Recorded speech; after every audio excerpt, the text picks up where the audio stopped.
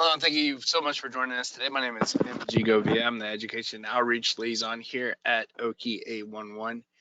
Today's going to be a pretty quick webinar. We're going to discuss emergency locate requests, what they are, how to use them properly, make sure that everything is being put into the system correctly, and so that we can provide damage prevention services for those emergency digging situations.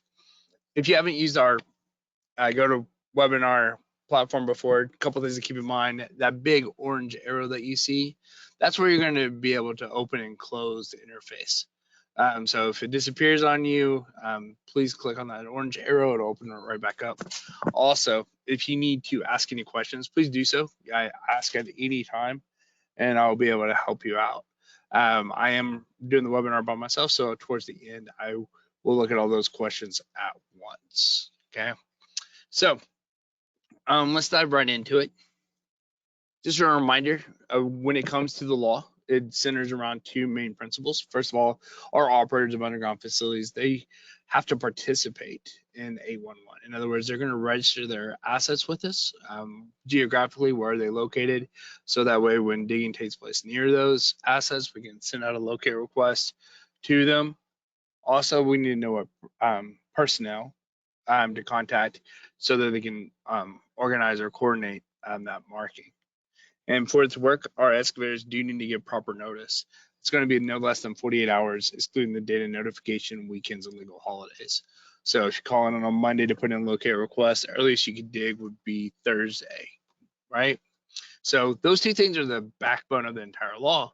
But there are exceptions to that. When work is going to take place earlier than 48 hours due to an endangerment to life, health, or property. And we'll dive into that here in just a moment. If you aren't familiar, the process is pretty much broken down into 5 steps. It starts with the contact being made to us. You may see us use the word contact a lot more often than we use the word call. Over 70% of our locate requests are put in through our website. So putting in online requests is a lot more effective, more efficient to get those into the system. We ask that the proper amount of notification be put in, which again is 3 business days for easy reference, but it's no less than 48 hours, excluding the data notification, weekends, and holidays. And then a locate request is going to be generated. That's where our contact center representative is going to process that excavator's request. They're going to map up that dig site. That's where the work is going to take place. And what that overlaps will be notified by us to go and mark for the excavator. The ticket number is going to be generated and given to the excavator, kind of like a reference number or a work order number, so that they can have their information and confirm the quality on it, making sure that it's in the right area, proper address, proper contact information, things of that nature. The ticket will also include the work to begin date and time as well. And so that is going to be given to the excavator. The notifications are going to be sent out to the members that are in that geographic area. And just for your knowledge, an average of 6 members are notified per ticket. Last year we did over 1 million locate requests. That means over 6 million notifications were sent out to our member companies to be located. That's a huge amount of work for them.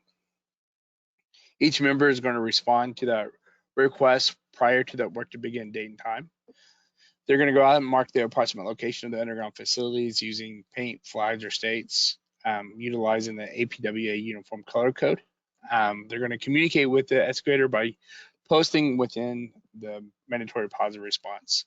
That's where they're going to mark or show that they've been out and marked. They're going to show that they do not need to go out there. It's all clear, or perhaps there may be some agreements made because it's a large project, or access issues. All those communications will be posted in that mandatory positive response.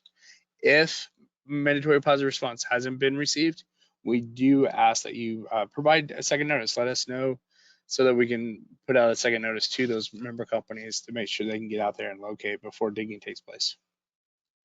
When you have received positive response from all the member companies, then the excavator is going to confirm or verify or validate those markings before using any heavy equipment. So they're going to wait the required time, make sure that all the positive response has been submitted, and then they're going to dig test holes to identify and properly protect those underground facilities.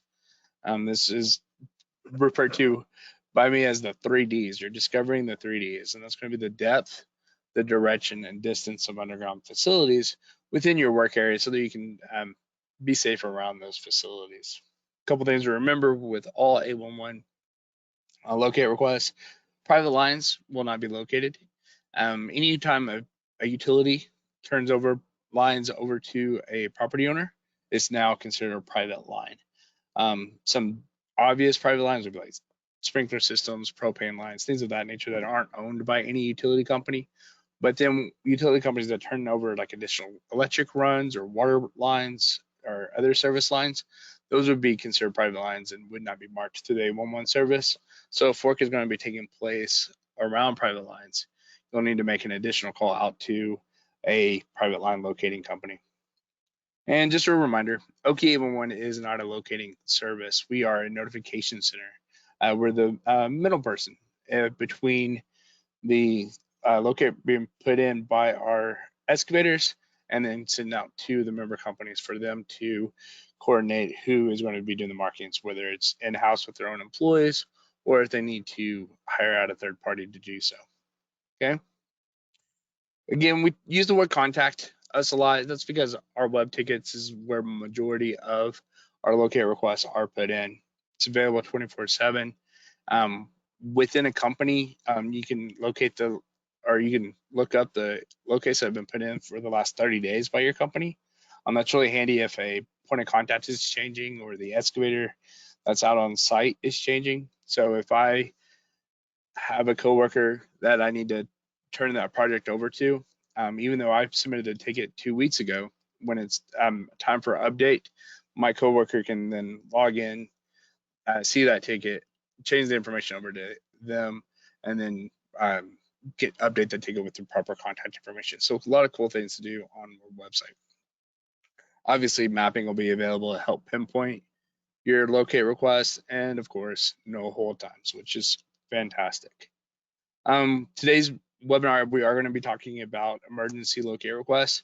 At this time, emergency requests can only be submitted by giving us a call. Reason for that is just for justification purposes to make sure that the work that's going to be taking place is an endangerment to life, health, or property. And then we just get that information out to the member companies on your behalf. So you would need to give us a call, but for all calls, our office hours are Monday through Friday, 6 a.m. to 6 p.m. And then after business hours, only the emergency locate request would be accepted over the phone. So the normal locate request is obviously the most common, right? That's the normals or the first request and the updates thereafter until a project is complete. Those two are considered compliant locate requests because you're complying with the law. Then there's non-compliant locate requests. And non-compliant locate requests is exactly what it sounds like. It means that you're not able to comply with the law. There isn't an endangerment to life, health, or property, and you're going to be digging in less than 48 hours, not including the date of notification, weekends, and holidays. The reason that is such a big deal is because by not being compliant, you do run the risk of being liable for any damages that may occur. So try not to do any non-compliance. Typically, the professional side of things, it isn't very common. It's more on the non-professional, such as homeowners. They may have, rented some equipment on Saturday and they're ready to pick it up and they give us a call on Thursday or Friday, right? Not giving enough time. They may not have known and understood it because they're not professionals, but we want to avoid non-compliance if possible. An emergency locate request is what we're going to dive into. But first, let me talk about damage reporting. Damage reporting is not a locate request at all. It's actually just letting us know that damages have occurred. It is required by law to notify us when damages occur so that we can give the information to the facility that was affected as well as keep records of it. So if there is any damages, especially if you happen to be the one who had that accident, please give us a call. That way we can go ahead and get that information put in. But now let's talk about emergencies real quick. An emergency locate request, as I've stated, has to have an endangerment to life, health, or property. We justify that so that we can show the importance of getting out there quickly. Some examples would be obviously if there is damage to roadways, anything like that, like a huge water leak, gas leaks, if homes are without a life-saving utility, if it's the middle of winter and there's no gas, obviously things of that nature. Water, telecommunications, electric, those are usually going to be easily justified as an emergency. Some unique emergencies would be something like when I started as a contact center representative, I took a phone call from a farmer who let me know that he was repairing a fence. And at first, I didn't see how that was an endangerment to life of the property, but I did find out that there was cattle escaping, and because of that, there was an endangerment to property. So there are going to be some gray areas. That's why those phone calls need to be made so that we can justify it before sending it out to those member companies. Okay. Um, if you have the ability, we ask that you give no less than 2 hours notice. The reason we say that is because a lot of third-party locating companies, they prioritize and can try to make it happen to get to that area and get it located within 2 hours. We understand there's going to be some times where you may have to dig sooner than 2 hours, but 2 hours is really great for those third-party locating companies that have the manpower to prioritize and try to get out there. However, we ask for the maximum amount of time that you can give to give the member companies the maximum amount of time to respond. Um, we understand it's going to be an endangerment to life, health, and property, and it's going to be quicker than 48 hours, obviously. But if you know that you are waiting on a specific crew to become available, piece of equipment to become available, parts, or other situations that's going to delay the start, go ahead and give the locating companies or the member companies as long as possible as well. Because those third party companies or bigger municipalities or companies may be able to respond within 2 hours, but the smaller municipalities or rural water districts or maybe smaller companies in general may not be able to respond within 2 hours. So if you can give 3, 4, 6 hours to those companies, you may have a better opportunity to get everything located so you can dig safely, even though you are digging for emergency purposes. Another thing to keep in mind is when you're giving this time frame to our contact center representative, you're wanting to give as much information as possible to ensure that they can come out and make sure that they can help you with that project. One thing to keep in mind with the law, it was a particular part that was called fraudulent requests, right? So if you dive into our website, ok811.org, under About, you can click on the law, and that's where it's going to pull up the law for you to look over, the Oklahoma Underground Facilities Damage Prevention Act.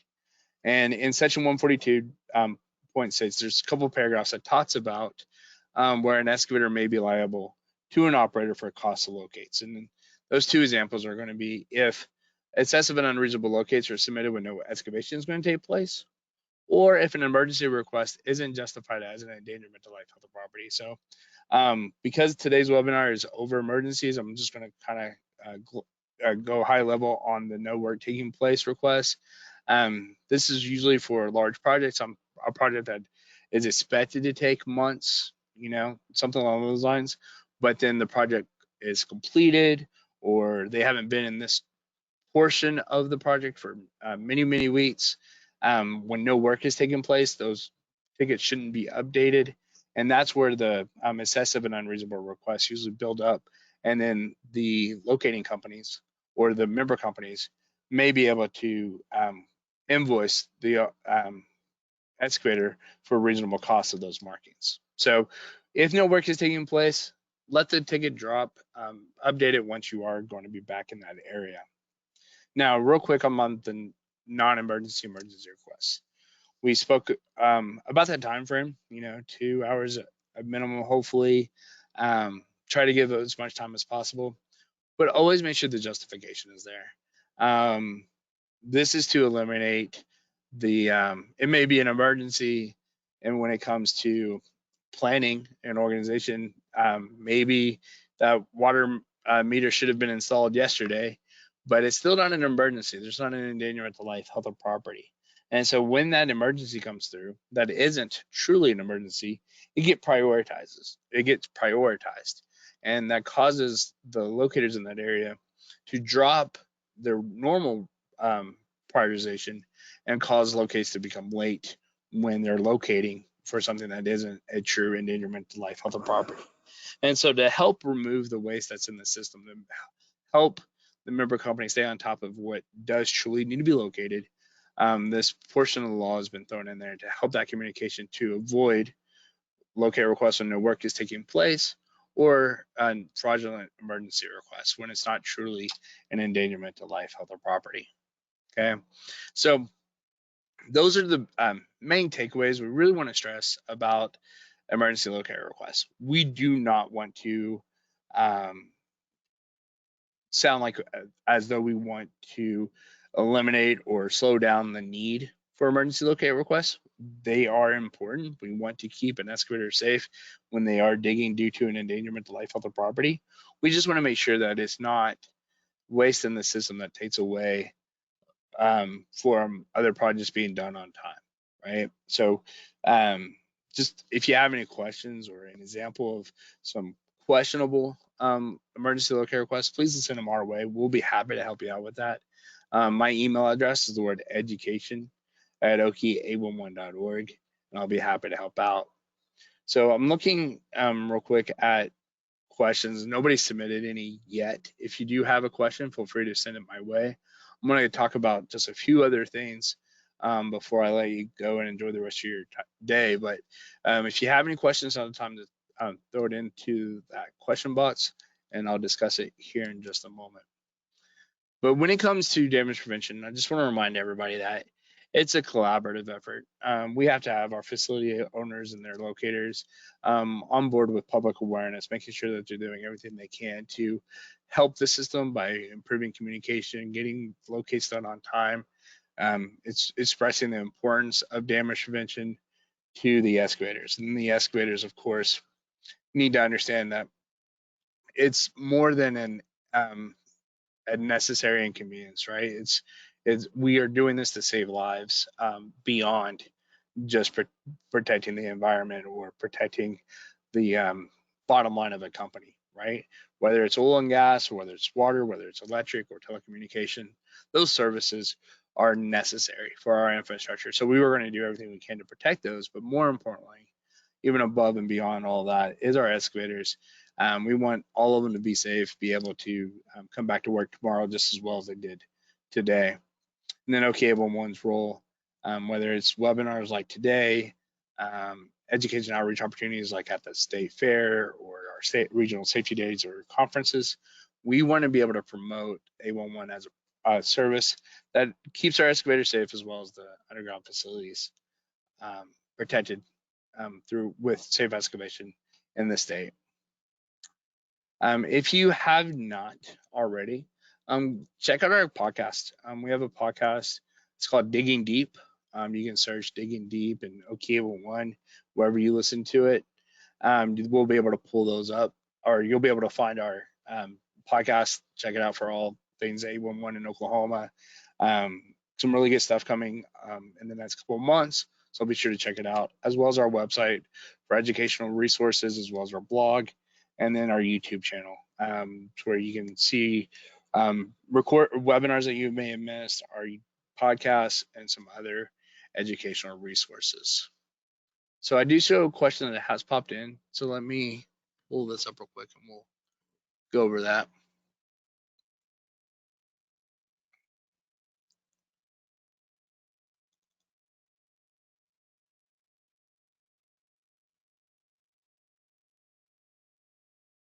Okay, I'm reading over the question, and the person who submitted it, I may need some clarification from you. The question is, companies are allowed 2 days, and then something about second notice and emergency. So let me go over second notices real quick. Maybe this will clarify it. If not, please throw out some more words at me to help me understand what you're asking. But yeah, member companies, the utility operators, they have 2 business days, not counting weekends, the data notification, and legal holidays, to respond to a locate request. If they have not responded to that locate request because of being overwhelmed, not being able to get out there, weather, whatever the case may be, a second notice is highly encouraged.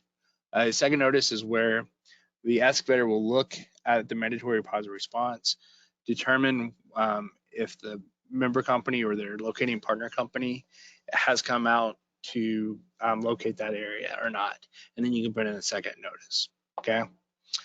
When putting in an emergency request, your emergency request is you're going to state when you're going to be digging.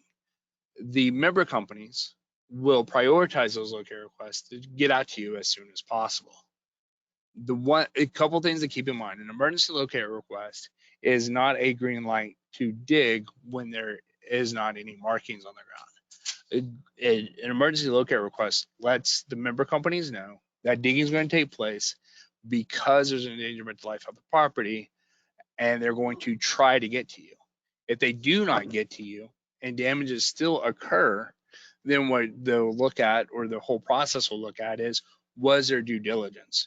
Did you give enough time? Did you get any communication from a member company and they said, hey, I can't get there in 30 minutes, but I can get there in 2 hours, and you dug before the 2 hours and hit something that was pretty visible because it was near a telephone pedestal or near a pipeline marker or next to a manhole, you know? So those liability thoughts, whether it's insurance claims or through court, is going to look at the process. Yes, calling in a locate request because it's an emergency is step one, but step two through the rest is making sure that you're being diligent in protecting those underground facilities. It is not a green light to cause damage and go, well, I had to because it was an emergency.